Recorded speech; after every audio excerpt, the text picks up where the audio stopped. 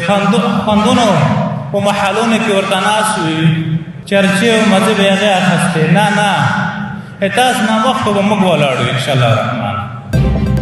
ইমারতে ইসলামিয়া আফগানিস্তানের স্বরাষ্ট্রমন্ত্রী খলিফা সিরাজউদ্দিন হক্কানি পাকিস্তানকে কড়া হুঁশিয়ারি দিয়ে বলেছেন, আফগান জাতি সম্মিলিতভাবে যে কোনো আগ্রাসনের বিরুদ্ধে লড়তে সম্পূর্ণ প্রস্তুত। তিনি বলেন, দীর্ঘ 2 দশক ন্যাটোর বিরুদ্ধে আফগানরা যে তীব্র যুদ্ধ করেছে, সেই ধরনের মাত্র একদিনের যুদ্ধ যদি পাকিস্তানের বিরুদ্ধে চালানো হয় তাহলে দেশটির মানচিত্র বদলে যাবে।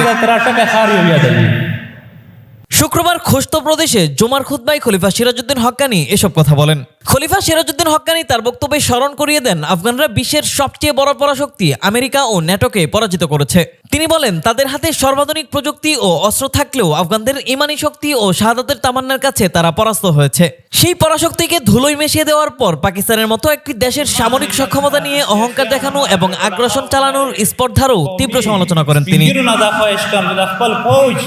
আফগান স্বরাষ্ট্রমন্ত্রী খলিফা সিরাজউদ্দিন হক্কানি বলেন, আফগানরা শান্তিকামী, কিন্তু তারা কখনোই কারো গোলামি বা আধিপত্য মেনে নেয় না। তিনি হুঁশিয়ারি দিয়ে বলেন, আফগানরা সম্মিলিতভাবে পাকিস্তানের বিরুদ্ধে রুখে দাঁড়াতে প্রস্তুত। আমরা যদি ন্যাটোর বিরুদ্ধে পরিচালিত দীর্ঘ যুদ্ধের মতো মাত্র একটি দিনেও পাকিস্তানের বিরুদ্ধে সর্বাত্মক যুদ্ধ শুরু করি, তবে আমরা পাকিস্তানের মানচিত্র সম্পূর্ণ বদলে দেব। আগ্রাসনের কড়া জবাব দেওয়ার সতর্কবার্তার পাশাপাশি খলিফা সিরাজউদ্দিন হক্কানি প্রতিবেশী দেশগুলোর সঙ্গে সুসম্পর্ক বজায় রাখার সদিচ্ছার কথাও জানান। তবে তিনি স্পষ্ট করে বলেন, এ সম্পর্ক হতে হবে সমতা ও পারস্পরিক শ্রদ্ধার ভিত্তিতে।